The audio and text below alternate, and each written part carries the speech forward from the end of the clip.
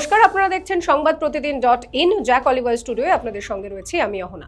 ভবানীপুরে প্রার্থী মমতা বন্দ্যোপাধ্যায়, বেলেঘাটায় কুণাল ঘোষ, বেশ কিছু আসনে নতুন মুখ তারুণ্যের ওপরেই জোর দিয়ে তৃণমূলের প্রার্থী তালিকা সামনে এসেছে। মানিকতলা থেকে শশী পাজা, ভাঙড় থেকে শওকত মোল্লা, কামারহাটি থেকে মদন মিত্র, বরানগর থেকে সায়ন্তিকা। তৃণমূলের মহিলা প্রার্থী তালিকায় সংখ্যা দাঁড়াচ্ছে 52, সংখ্যালঘু প্রার্থীদের মধ্যে সেই সংখ্যা দাঁড়াচ্ছে 47। তারকা প্রার্থী নন, কর্মীদের উপরেই ভরসা রাখতে চাইছে তৃণমূল কংগ্রেস। কালীগঞ্জের পলাশীতে সিপিএম প্রার্থীকে পছন্দ নয়, আর তার জন্যই এবার পার্টি অফিসে চলল বিক্ষোভ। এই আসন থেকে সিপিএম প্রার্থী করেছে মৃত তামান্নার মা সাবিনা ইয়াসমিনকে, আর তাতেই ক্ষোভ দলীয় কর্মীদের। তাদের মতে সাবিনা ইয়াসমিনের সঙ্গে দলের সেরকম কোনো যোগ নেই, তাই তারা এই প্রার্থী মানবেন না, আর তার জেরেই পার্টি অফিসের সামনে চলল বিক্ষোভ। চেয়ার ভেঙে চলে বিক্ষোভ। খড়গপুরে ফের দিলীপ জামানার সূত্রপাত। পুনরায় খড়গপুর থেকে প্রার্থী হচ্ছেন দিলীপ ঘোষ। জেতা আসন এবার হাতছাড়া হয়ে গেল হিরণের। কিন্তু কেন?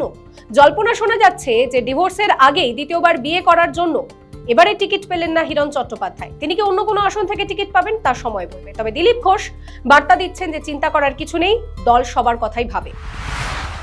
প্রার্থী ঘোষণা হতেই আলিপুর দুয়ারের পার্টি অফিসে বিক্ষোভ। বিজেপির প্রার্থী পছন্দ নয় বিজেপির কর্মী সমর্থকদের।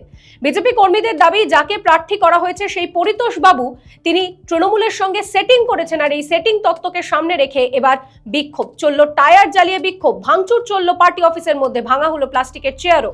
জানা যাচ্ছে যে তৃণমূলের সঙ্গে, বিশেষত অরূপ বিশ্বাসের সঙ্গে নাকি বিজেপি প্রার্থীর ঘনিষ্ঠতা রয়েছে, সেই বিষয়টাই কর্মীরা মানতে চাইছেন না, আর তাই তারা রীতিমতন বিক্ষোভ করলেন।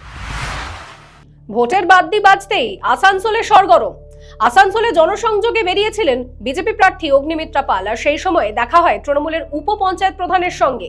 আর এই ঘটনায় নজিরবিহীন মুহূর্তের সাক্ষী থাকলো সেখানকার মানুষজন। আসানসোল দক্ষিণের হাটতলায় হঠাৎই মুখোমুখি হয়ে যান অগ্নিমিত্রা পাল এবং তৃণমূলের উপপঞ্চায়েত প্রধান। প্রথমে সৌজন্য বিনিময়ে, আর তারপরই উত্তপ্ত বাক্য বিনিময়। অগ্নিমিত্রা পাল পরিষ্কার বলেন যে সমর্থন করুন, সঠিক পথে চলুন। অন্যদিকে মাটি না ছাড়ার বার্তা দিয়েছেন তৃণমূল কংগ্রেসের উপপ্রধান। এখনকার মতন এই পর্যন্তই। আপনাদের নজর থাকুক সংবাদ প্রতিদিন .in এ। এবারে ভাই ভোটের লড়াই এই এখানেই দেখবো।